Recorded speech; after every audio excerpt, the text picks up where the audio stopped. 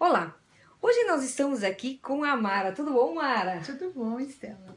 A Mara vai se apresentar, vai dizer quem ela é, com que ela trabalha. Ok. Meu nome é Mara, eu sempre trabalhei com alunos ensino fundamental e médio.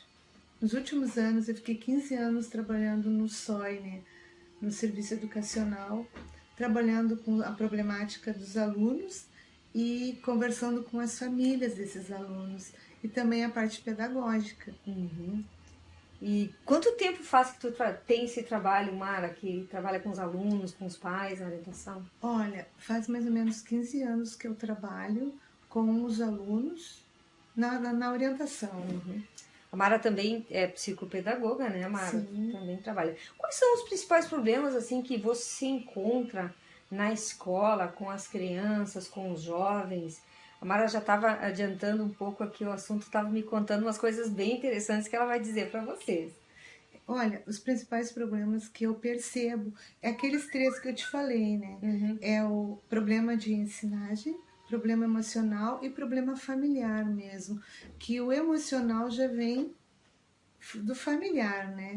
Então os alunos já chegam para nós no ensino médio, já chegam com uma bagagem já bem pronta de problemas, tá?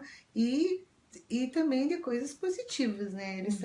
Eles vêm com o eu histórico deles formado para nós já. Então ali nós temos assim, o que a gente percebe? O pai hoje em dia pela a falta de tempo, tá? E também querendo fugir de algumas responsabilidades, ele entra em estado de negação. Isso a gente percebe muito nas entrevistas, nas primeiras anamneses que a gente faz, a gente percebe isso.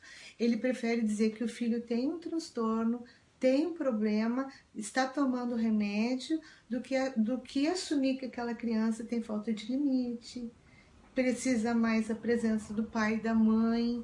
Isso acontece muito dentro das escolas. E principalmente o adolescente muito carente.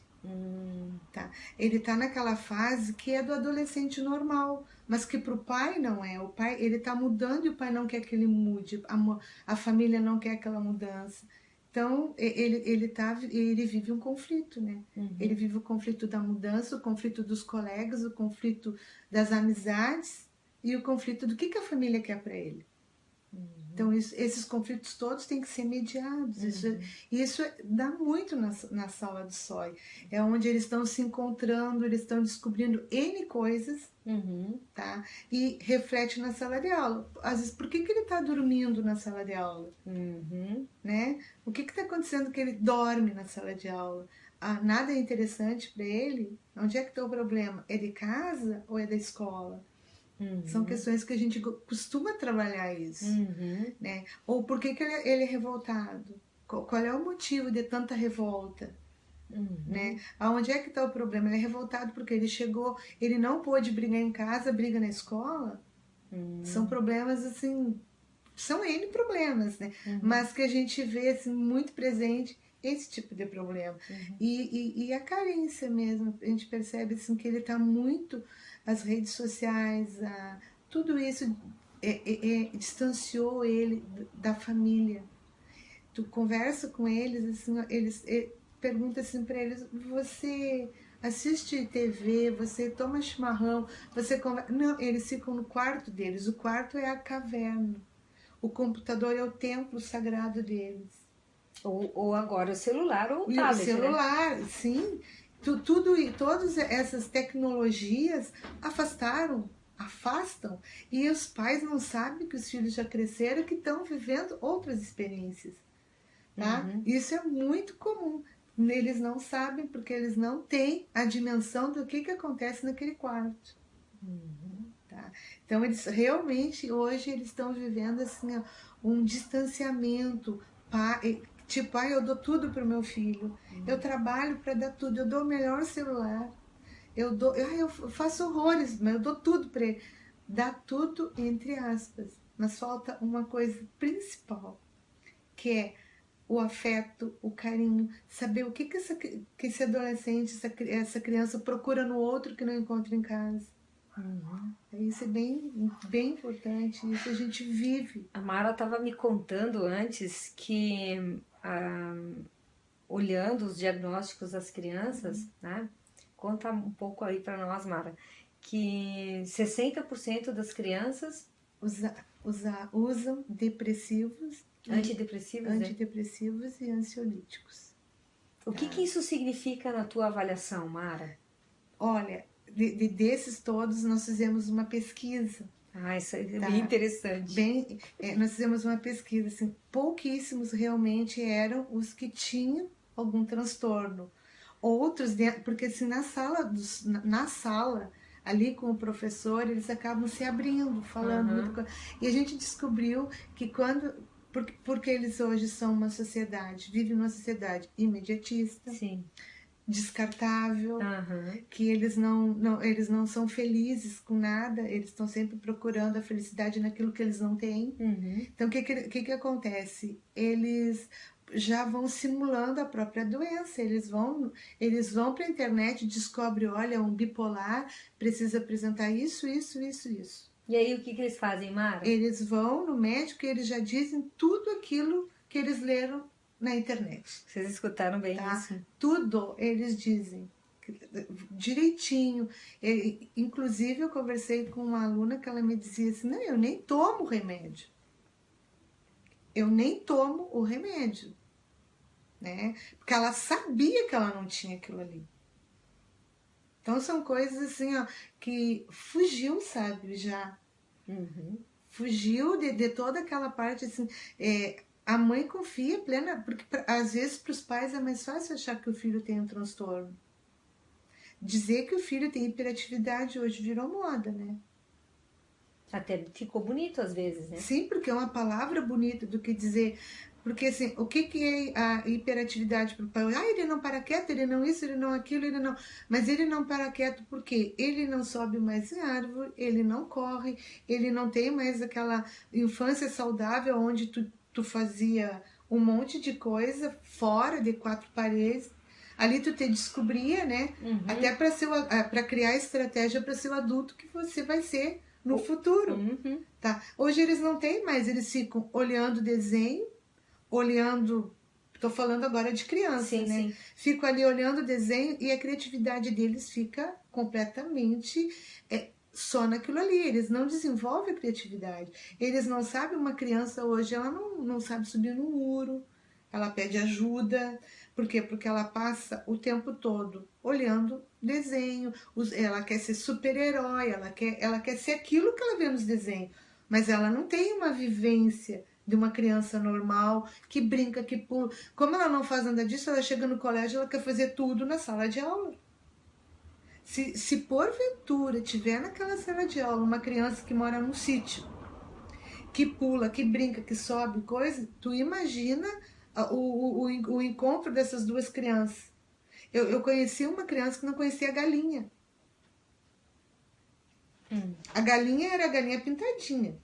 Sim, a música. Só. Então são coisas assim que tu vai vendo assim, quanta etapa, quanta coisa passou, né? Que é importante. É importante criança brincar, pisar na grama, correr, aprender a andar de bicicleta, subir em árvore, levantar pipa, fazer essas coisas. Brincar de se esconder, criar estratégia de se esconder do outro. Isso é importante, até para te ser é com essas brincadeiras que tu vai desenvolver o adulto que será, né? Eles não têm mais isso. Porque eles ficam várias horas na frente de uma TV, ou do computador, ou do celular. O que é horrível, né? Para o desenvolvimento da criança, né? Sim, porque depois tu pede para eles desenhar, fazer qualquer coisa que não que fuja daquilo ali que eles não fazem. Né?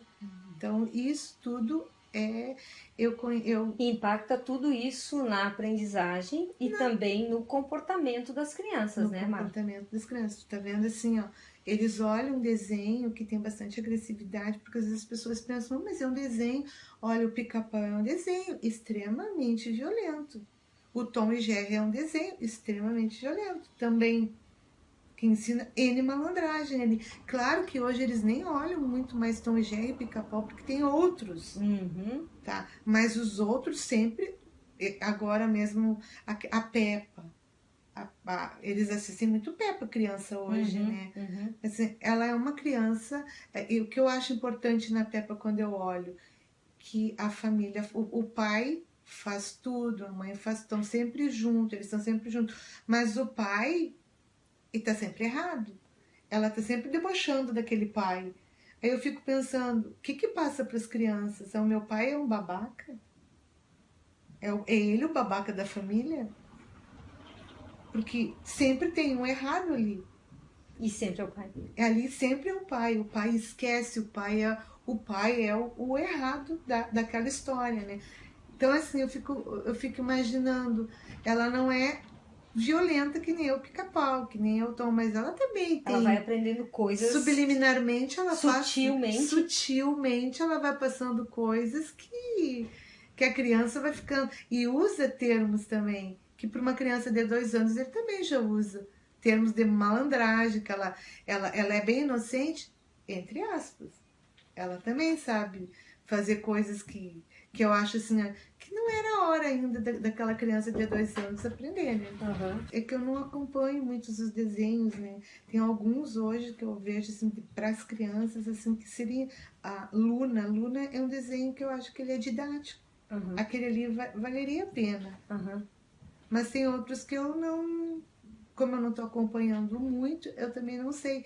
Mas o que eu percebo é assim, que de acordo com o que eles assistem, de acordo com aquilo que eles estão jogando, eles vão para a sala de aula. Se ele está num jogo violento, ele chega violento na sala de aula. Ele chega dando respostas absurdas na sala de aula.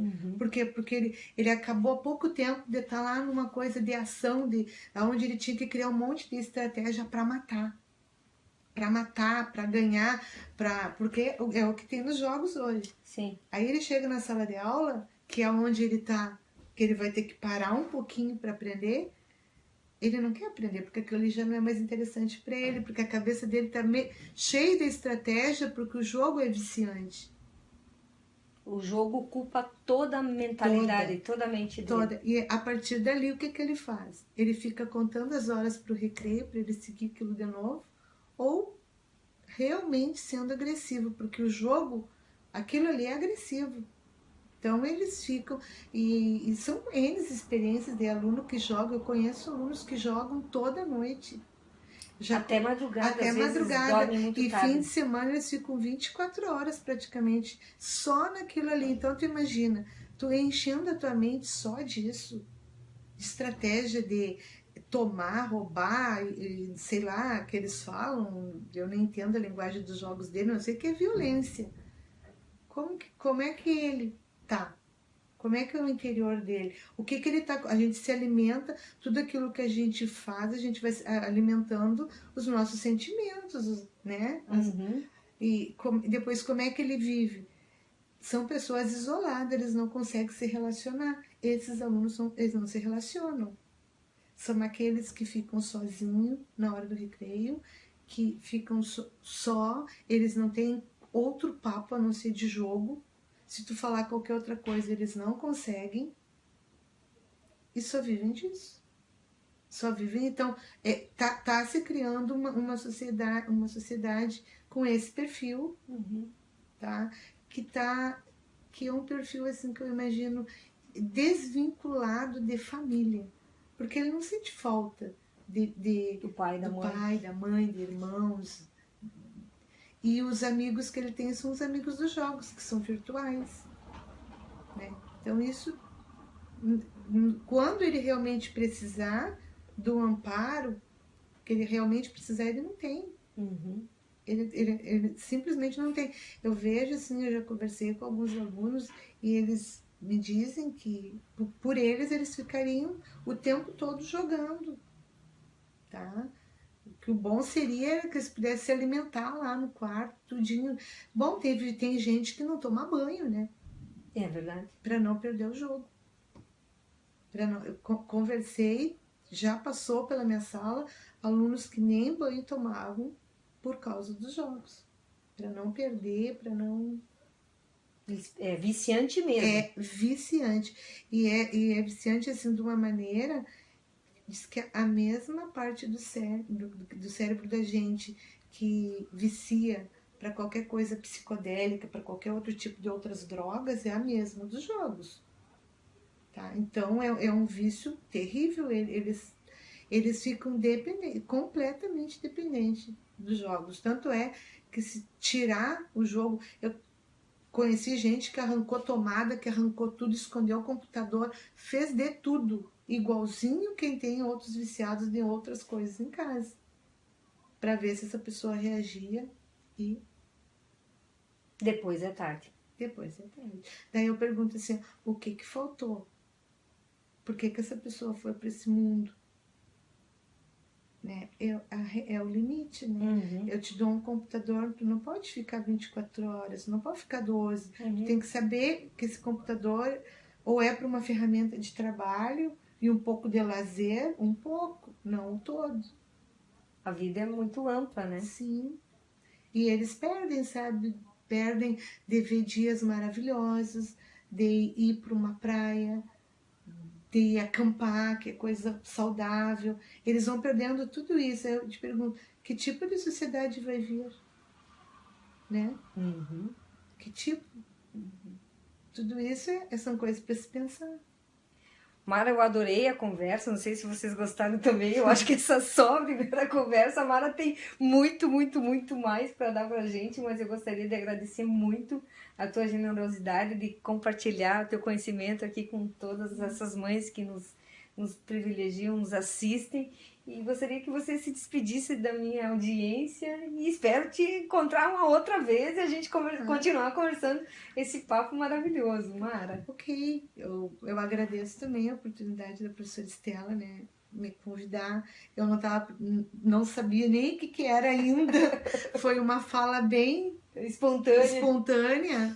A Mara tem muito conhecimento, ela trabalha muito tempo com as crianças na escola, então toda essa conversa, você pode notar o como, às vezes, você que é pai, você que é mãe, você está em casa e você não sabe como teu filho se comporta lá na escola. E a Mara tem esse outro lado do filho lá na escola, né? Qual é o problema que impacta daí as coisas que tem em casa, o modo que vive em casa, como é que isso impacta depois lá na escola, quando chega lá para estudar, né? Então, e são inúmeros os problemas, inúmeros os casos. A Mara contou várias coisas aqui na nossa conversa antes, né? Mas a gente ficaria aqui, a gente falaria quase 2 dias inteiros, porque a Mara tem muito a nos esclarecer. Eu quero te agradecer de coração, Mara, e espero te encontrar numa próxima oportunidade. Obrigada. Um grande abraço a vocês e eu te encontro aqui amanhã neste mesmo canal. Tchau.